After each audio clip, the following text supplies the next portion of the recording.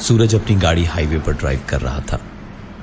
रात का वक्त था और कुछ ही देर पहले जहां बहुत तेज बारिश हो रही थी वहीं अब बूंदाबांदी ही थी, लेकिन रह रह के आसमान में बिजलियां कड़क रही थी।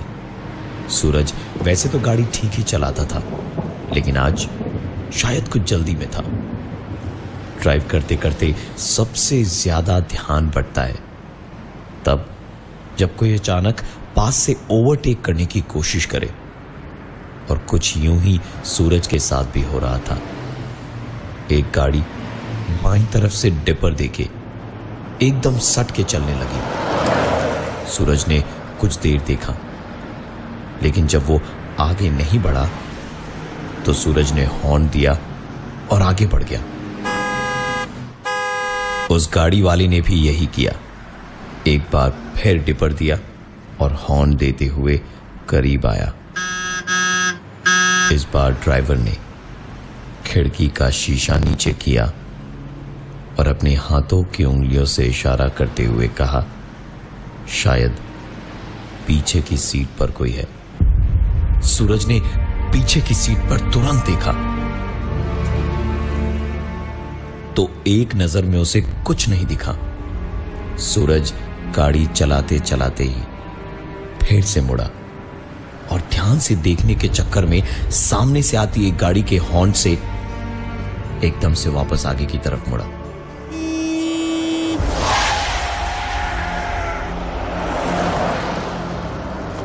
एक्सीडेंट होते होते बचा था। सूरज ने एक बार फिर ध्यान से गाड़ी चलाना शुरू किया। गाड़ियां आती जाती रही अगल बगल से और तकरीबन 2 किलोमीटर ही आगे निकला था सूरज वहां से कि दोबारा वही गाड़ी आई और फिर से वही आदमी पीछे की सीट की ओर इशारा करने लगा। इस बार सूरज ने अपनी गाड़ी के शीशे चढ़ा दिए और गाड़ी की स्पीड बढ़ाकर आगे निकल गया।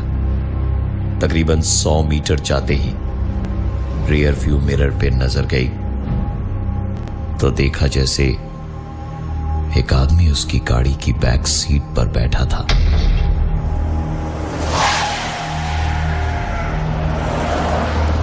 गाड़ी तुरंत रोक के सूरज ने पीछे की ओर देखा तो वहां उसे कोई नहीं दिखा, लेकिन एक जोर की आवाज हुई और एक तेज झटका लगा, जैसे किसी गाड़ी ने टक्कर मारी हो। हाथ पैर का दर्द संभाल के सूरज बाहर निकला और जो देखा उसने परेशान सूरज को और भी ज्यादा परेशान कर दिया। गाड़ी के पीछे बहुत बड़ा सा डेंट था और टेल लाइट्स फूट चुकी थी, जबकि कोई गाड़ी पीछे थी ही नहीं। दूर दूर तक पूरा हाईवे सुनसान और खाली पड़ा था। सूरज पैर पटक के गुस्से में गाड़ी में वापस बैठा और एक बार फिर से उसने अपनी गाड़ी बढ़ाई। गाड़ी चलाते चलाते सूरज रह रह के रियर व्यू मिरर में बार बार देख रहा था। एक मोड़ पर मुड़ने के बाद सूरज ने फिर से रियर व्यू मिरर में देखा तो उसे एक आदमी बार बार हाथ हिलाकर गाड़ी को रोकने का इशारा करता हुआ नजर आया और थोड़ी देर के बाद वही इंसान उसकी गाड़ी के पीछे पीछे दौड़ता हुआ दिखा। हाईवे का एक ही उसूल है, कभी सुनसान इलाके में गाड़ी नहीं रोकनी चाहिए। सूरज ने भी वही किया, गाड़ी की स्पीड बढ़ा दी और दौड़ता हुआ आदमी कितना पीछा कर लेगा गाड़ी का, यही सोचकर गाड़ी बढ़ाए जा रहा था कि कुछ ही देर बाद उसका दिखना बंद हो गया। सूरज ने एक सांस ली और गाड़ी की स्पीड कम करनी चाहिए, लेकिन ये हुआ नहीं। सूरज अपनी लाख कोशिशों के बाद गाड़ी बंद करना तो दूर, गाड़ी की स्पीड जरा सी भी कम नहीं कर पाया और एक मोड़ पर जाकर सूरज की गाड़ी एक पेड़ से जा टकराई थी। सर से फट के खून बह रहा था और वो बेहोश भी था और होश में भी था। उसे सब कुछ बहुत ही दबा दबा सुनाई दे रहा था। सूरज को सुनाई दिया कि एक एम्बुलेंस दूर से आ रही थी। एम्बुलेंस की आवाज से समझ आ रहा था कि वो धीरे धीरे करीब आ रही है और कुछ ही देर में अपने बदन में हलचल और आदमियों की उसने आवाज सुनी।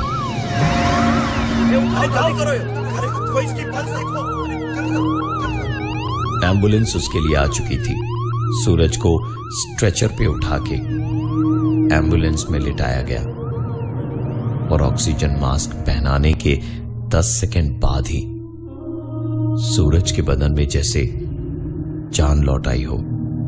जोर जोर से सांस लेता हुआ एकदम से जैसे वो गहरी नींद से जागा और उसके दिमाग में कुछ ही घंटों पहले यहां से आगे थोड़ी दूर पर जो कुछ भी हुआ वो सब कुछ याद आने लगा।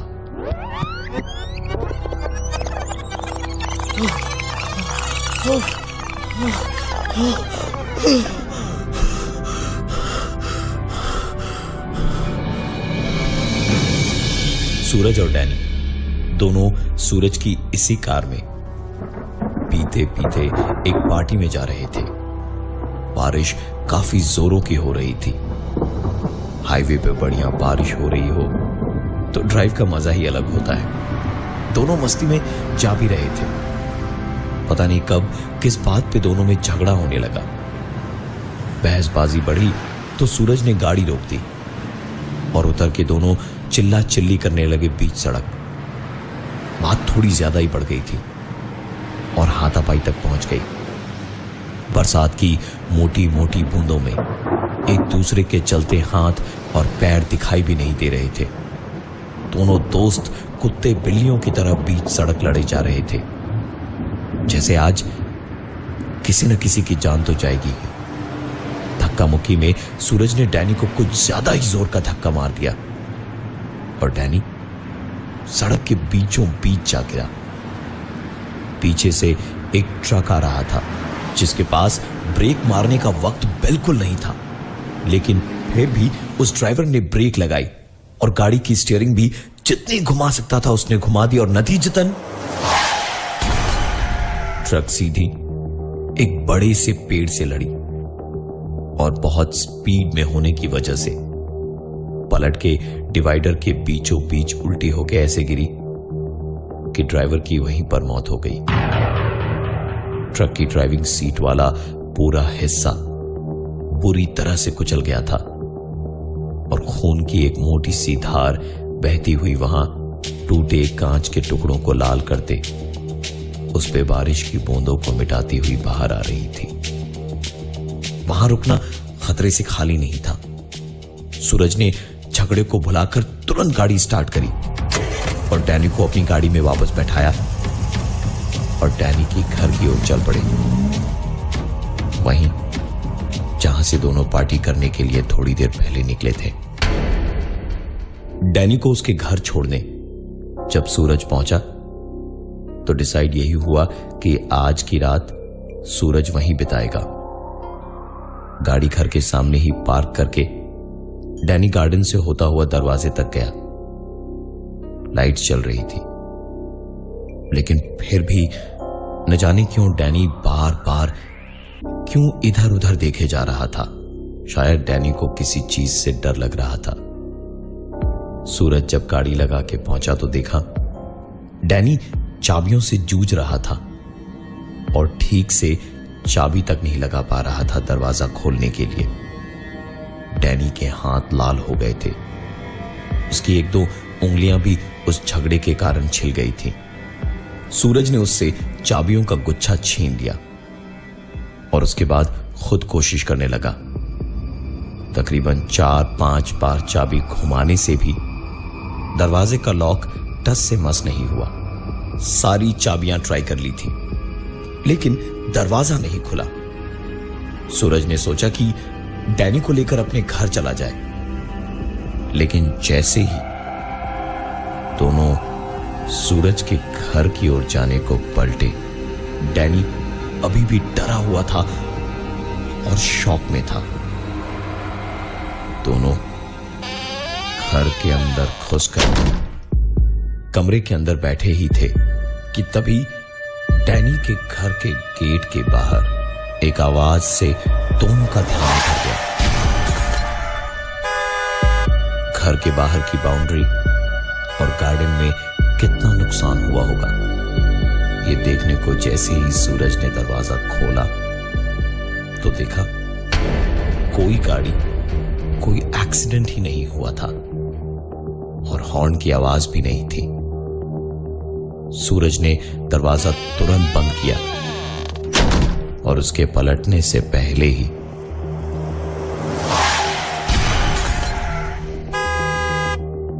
सूरज ने इस बार दरवाजे को नहीं खोला, बल्कि पलट के डैनी को देखा कि उसने भी सुना या सिर्फ सूरज के कान बज रहे हैं।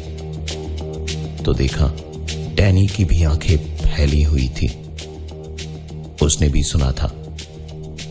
सूरज ने इस बार पहले आई होल से देखा, गेट या गार्डन दोनों ठीक दिख रहे थे। दरवाजा खोला तो वो आवाज आना बंद हो चुकी थी। सूरज दरवाजे को बंद करके जैसे ही पलटा,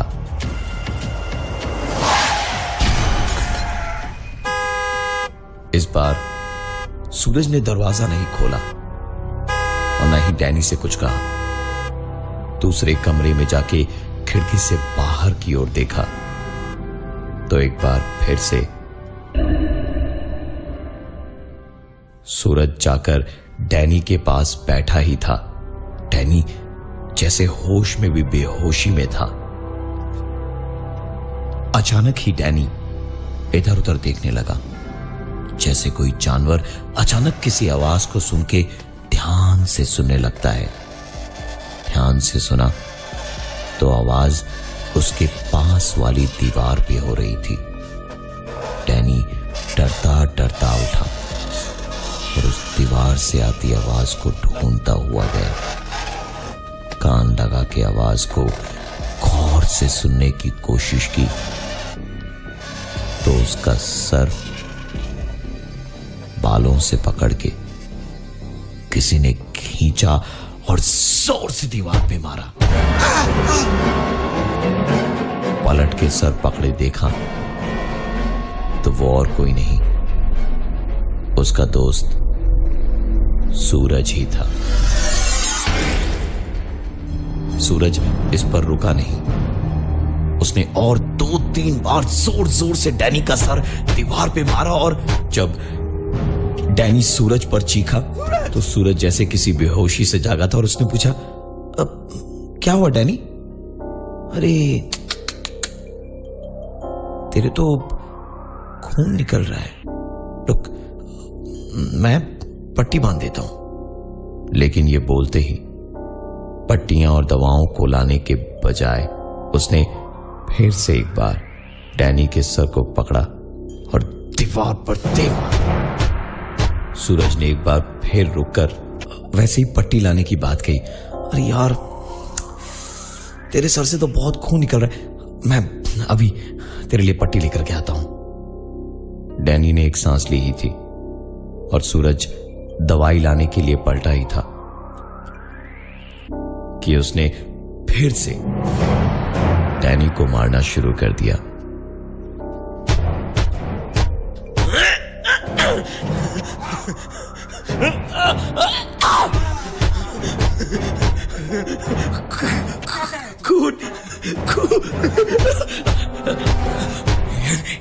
एक मिनट रुक, तेरे सर से खून निकल रहा है।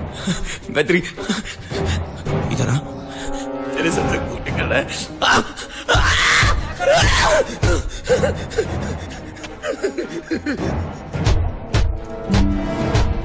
डैनी के सर से काफी खून बह चुका था, पर उसके बावजूद सूरज रुका नहीं और उसका सर पकड़कर दीवार पर तब तक मारता रहा जब तक कि डैनी की मौत नहीं हो गई। अपने सबकॉन्शियस माइंड में सूरज को पता चला कि उसी ने अपने फ्रेंड की हत्या की थी और इसी के साथ वो अपनी बेहोशी से जागा। अभी भी वो एम्बुलेंस में था और ऑक्सीजन मास्क लगा हुआ था।